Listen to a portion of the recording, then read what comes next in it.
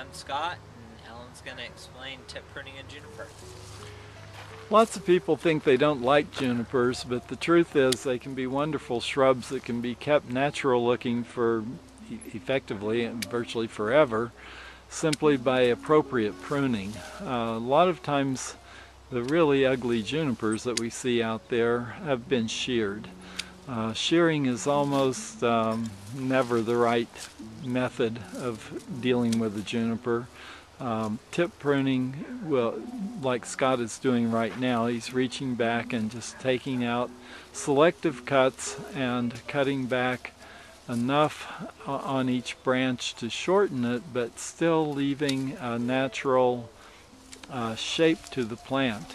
The little pendulous tips that are on the juniper are really quite attractive, and if you don't have this kind of structure on these still showing, and instead end up with a shear, or worse yet, a deep shear where it's all brown, you really have just ruined the plant.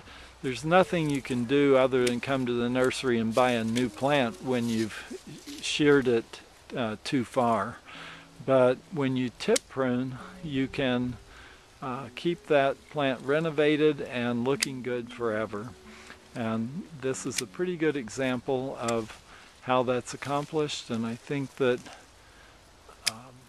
you can see that he's opened up the Alberta spruce, and now he's just going to begin taking a few light prunes off the surrounding branches so that you can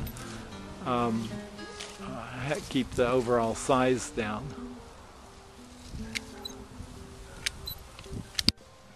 And now Scott is removing the tips off of these plants, because by tip pruning he'll be able to keep the shape of the plant indefinitely, and you can see that by just taking off about 2 seasons worth of growth on each cut, he can do this about every second year and still accomplish the permanent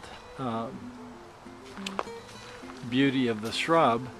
And by not shearing, we don't end up with the brown, ugly sides that are exposed where there's really no cure.